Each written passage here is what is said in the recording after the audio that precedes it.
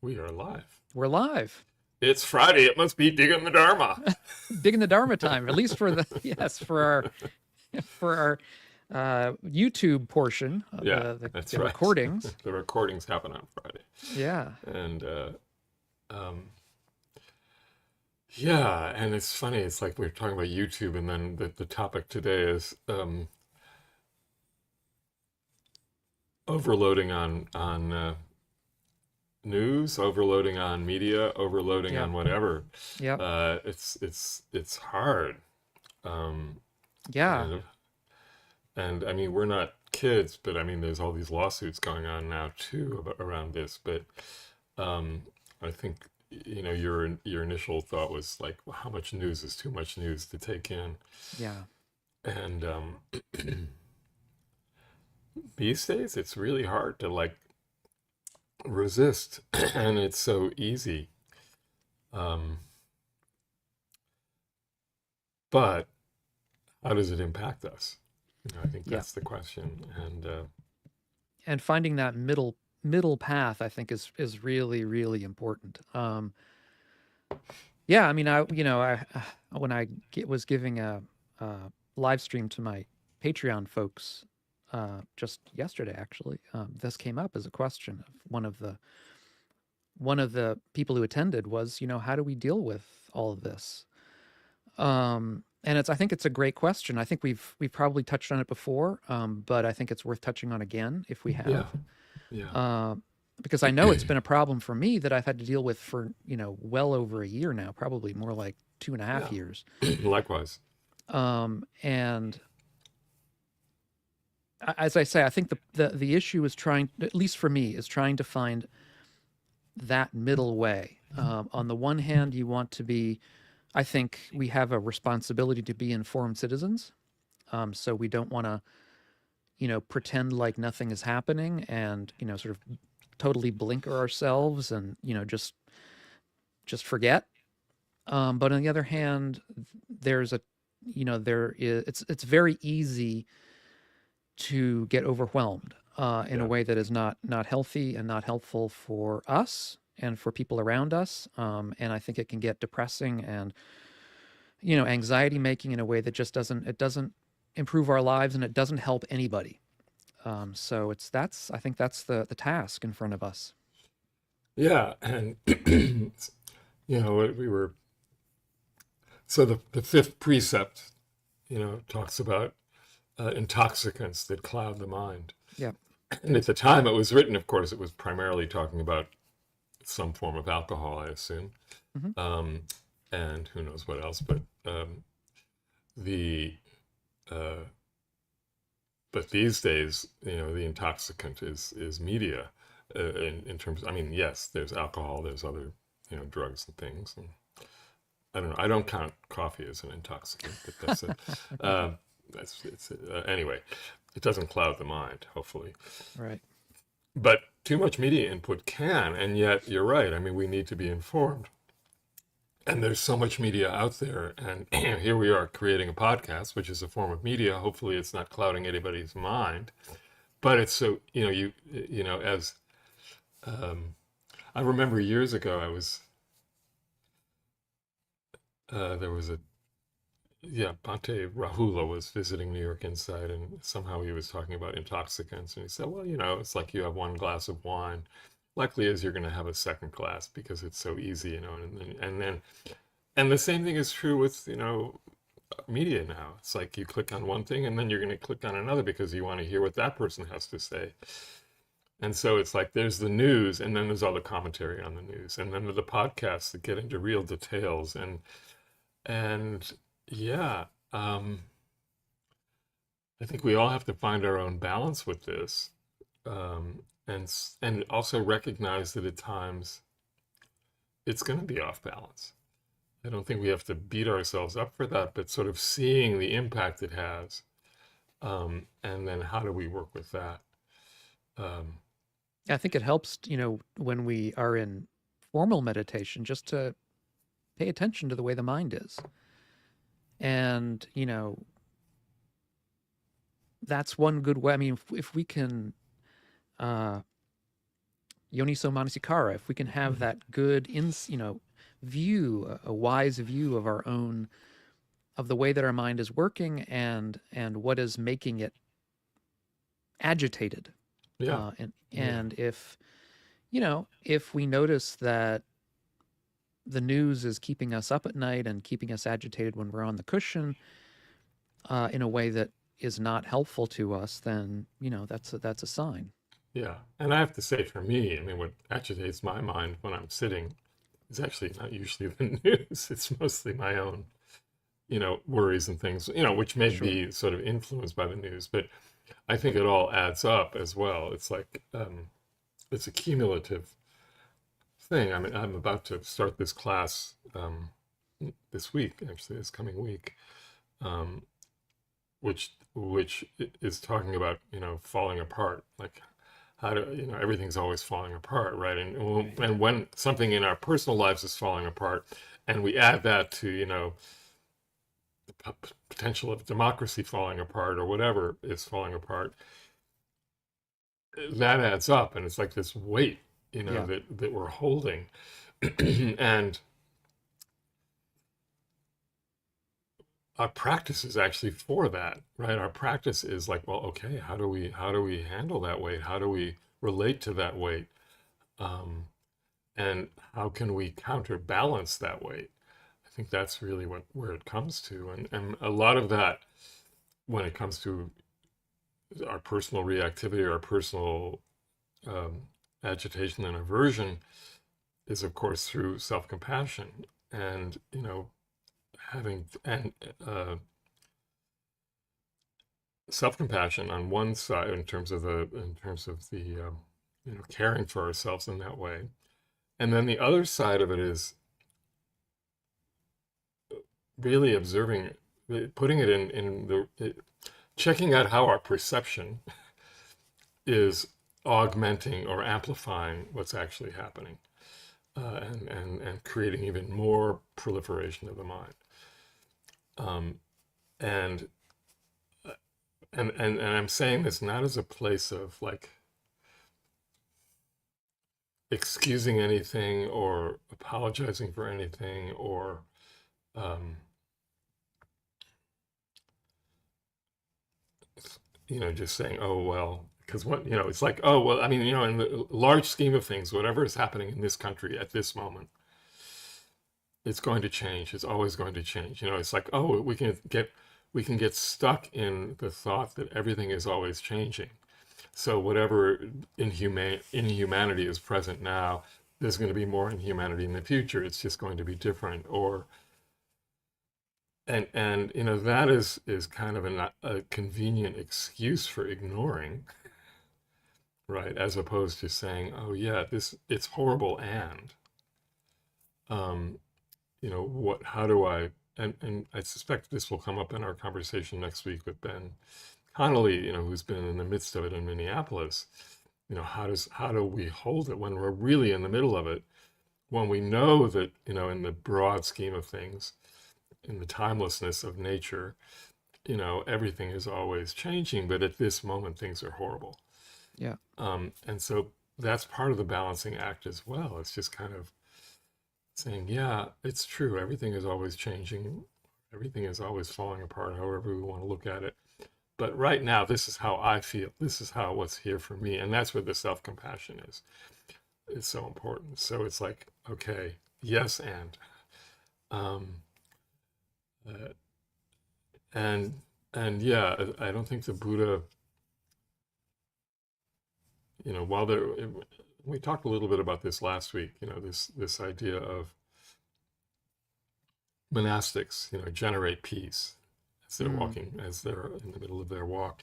These monastics, or a monastery itself, I've always seen as a kind of uh, like a little peace factory. It's just emanating out from there. You You know, hope, yeah. yeah, and it's not like I don't think monastics are ignoring what's going on in the world at all. Um, in fact, I listened to a talk last week that Pate Nisaba, who one of the Clear Mountain Nisabo, Monastery yeah. guys, Hmm. yeah, Nisabo, gave a beautiful talk Mm. on how to work with this. Um, and that was more about the specifics of an event as opposed to media, right? But so like finding that balance of the media is important. Recognizing at times we're just going to be, when something disastrous happens, there's no, you don't want to turn away from it. I remember back on 9/11, you couldn't turn off the TV. Yeah. Um, or I was watching, this was the anniversary, big anniversary of the, that's, it was the 50th anniversary. That's hard to believe, of the Challenger crash, Oh yeah. Mm-hmm. explosion, Mm-hmm. with the teacher on board. Mm-hmm. And the report was just talking about how, that particular launch, even though the launches of the Challenger had become sort of routine, that one was like nationally televised. There Mm-hmm. were all sorts of kids watching it. Everybody was watching it, and everybody was sort of excited about this school teacher going up. And then the disaster strikes you within 30 seconds after the launch, and like everybody sees it, Mm-hmm. and it, that was quite remarkable as a media experience, and of course horribly sad, but it also, in a sense, because of the media, brought the country together in a way, in sort of national mourning, Mm-hmm. probably happened. I mean, I was a kid, but it probably happened in 1963 when Kennedy was assassinated, in front of everybody. And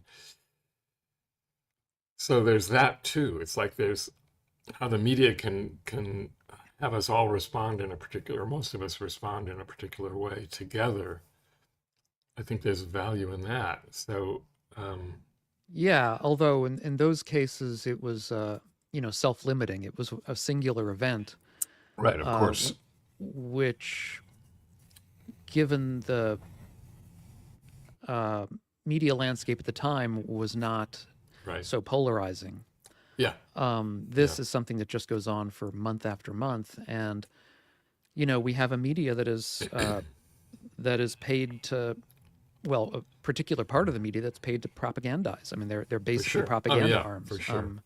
Although it's so interesting about what happened last week, right? Is that because there was so much coverage of the killing of Alex Pretty, yeah. Preddy, uh, and because everybody had their phones out, even that media couldn't. They could only propagandize to a point where it became absurd. Yeah. But it was covered enough, and enough people saw it to actually change the landscape. Mm-hmm. And so in that case, it was kind of important, really important. Um, but then can we step back and say, okay, enough, at this Mm-hmm. moment. Um, Yeah, I yeah, mean, there's a number of different techniques or things that we can do, I think, from a Buddhist perspective. I mean, I think people probably want to know techniques or suggestions. I mean, I can think of a number of them. The one that's first on the top of my mind is guarding the sense doors. Is hmm a very very central Buddhist practice, which I think has to be used judiciously, because we can use it in a way to sort of, block ourselves off from the world. But if we're using it judiciously, then we're going to say, okay, I know the news, I know what's going on, I know that continuing to doom scroll on my phone is just agitating my mind in ways that are not healthy to me. That then I think it is very, very good. Guarding the sense doors is the practice. Is saying I don't need to look at this right now. It's not yeah, helping me. It's not. yeah, I'm not learning anything from it that's necessary for me to know. All I'm doing is agitating myself. yeah, So we put the phone down. yeah. I think even before that, because we have to realize that, Mm-hmm. right? So Yep. mindfulness is the first thing. Mindfulness. Sure. It's like, Mm-hmm. oh yeah, this is, I see where I'm going. I see where this mind is going. I see what it feels like. Mm-hmm. I experience. So it's like, okay. So yes, guarding the sense organs, of course, one obvious way of doing that, is to take a day of retreat. It's like, Mm. okay, this day of retreat, I'm going to put my phone down. I'm going to turn it off, uh, and see what that's like. Um, and I know, having been on long retreats enough to know that you turn off your phone for a month, 4 weeks, whatever, come out, turn it back on, and you realize nothing has changed. It's like the same. It's like, okay, it's either worse, a little bit worse, or a little bit better, but basically, um, it's the same. The characters might have changed, but the dukkha is still there, Mm-hmm. and um, so I think that's really important, and and it doesn't have to be a day, it doesn't have to be a week, it doesn't have to be a month. It can be like a half a day or just an hour, Yeah. where we just cut it out. Um, and even, I mean, often on retreats, I'll offer to take people's phones. Um, and those that, hand them over are don't even want them back at the end of the retreat. It's like, oh, what a relief, I think I've told this story before, but there was a class I was leading. This was a long time ago, and there was a New York Times reporter, fairly well known one, in the class, and um, it's the very first class. It might have even been the orientation, where I just got a really short practice, maybe 5 minutes, and I just remember at the end of that practice, this person said, "Oh wow, that's the first time in a long time that I've gone for 5 minutes without looking at my phone." You know, what a relief! It's like a revelation. Yeah. And so these little moments are really important, and the bigger the moment, the more impact it's going to have. So, or the we just have to realize that, and we can even feel.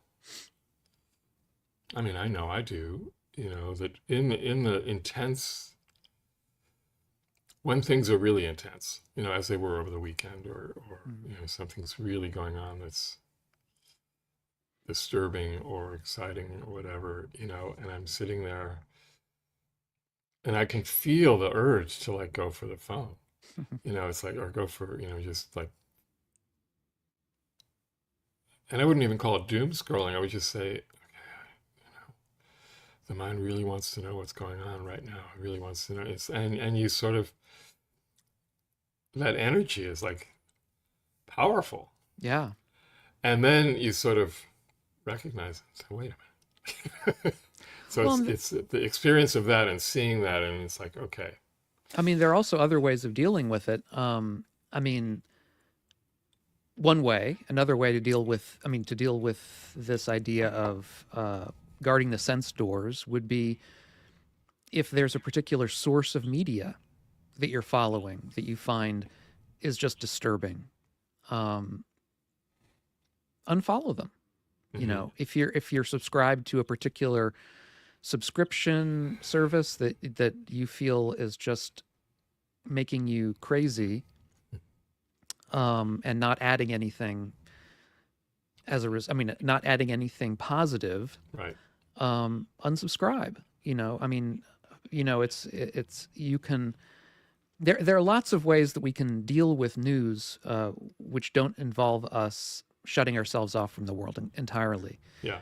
but just trying to be judicious about what we're consuming, uh, whether the news is helpful to us or not, whether it's being informative or just being, uh,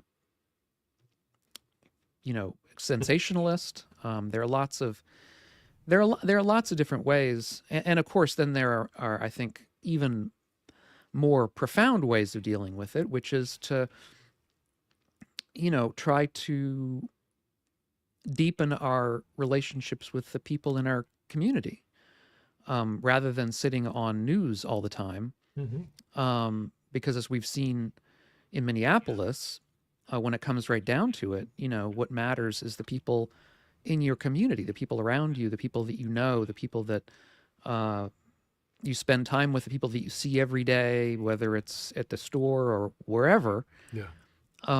And so trying to find a way to make a deeper connection with those people rather than, spending time worrying about news that's going on somewhere, that's not local to you. Um, I think can also be a good way to deal with this difficult situation and make you feel that you're in a community and not alone. Yeah. Yeah. Um, I just remember the days Yeah. when there was like the New York Times. Well, for me, the New York Times would be delivered, and that was the media input, Yep. and maybe the nightly news, you Hmm. know, uh, on one of five channels or something, and it was like, what happened to that, And it's like now it's like all the time, um, and uh, yeah, it's so interesting. I'm just the evolution of it all is fascinating to me, but um, and yes, of course, in the case of Minneapolis, it's the crisis that brought not that it wasn't a tight knit community necessarily in the first place, but it was that kind of crisis. And I know that, and I've been on a Signal chat group here in Chicago in Hyde Park, but I haven't actually met many people because I haven't had time myself to go out and do a patrol, or I've been resisting. I'm not sure which. So it's a combination of both, actually. But um, and it doesn't. I mean, I'm living in this humongous development, which is easy, and it's wonderful to be high up and have a view, but it's also a kind of escape. And oh, you mean I have to go down to the street? It's It's cold. like, It's well, cold. there's that too, yes. But yeah, so I totally agree that community. I mean, I have our daily sangha, which is a community, but that's online. But it's definitely a community, and we support each other in that sense. We're just not physically together, um, and that's of course what the role of meditation centers and churches and temples and all that. That's one of their major roles is to provide that community of support, um, and action, hopefully at times. Um, so yeah, that's a very important aspect, and I think that again, from a practice point of view, again, it's like really investigating where the threshold is for each of us. Hmm. Where how much is too much? What is our kind of uh, and really sort of being mindful of how it does impact the body Hmm. and the mind and the heart. Um, the same way one would look at how much taking in anything of whether it's alcohol or drugs or any kind of food. What's the impact on the body mind complex? And that's part of a mindfulness practice. Um, if your blood pressure is high, what do you do to impact that? Um, is your blood pressure high because of the news? Yep, Or it is may your be. Yes. yeah. Uh, so that's these are places we can really investigate, and Hmm. and it becomes part of our practice, hopefully. Yeah.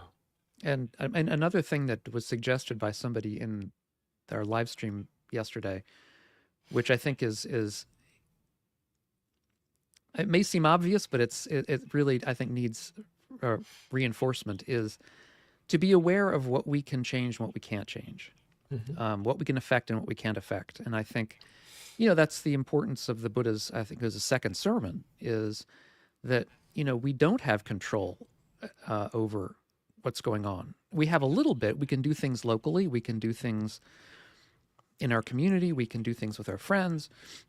We can make a difference to people around us. But to just being aware that this is way bigger than us, and so we're not going to be able to, it's out of our control in a large way.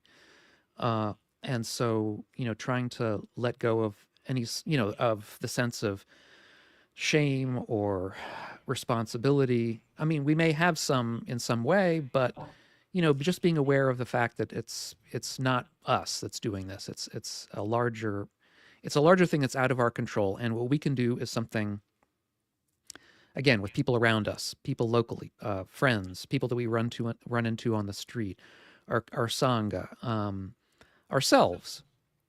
Well, yeah.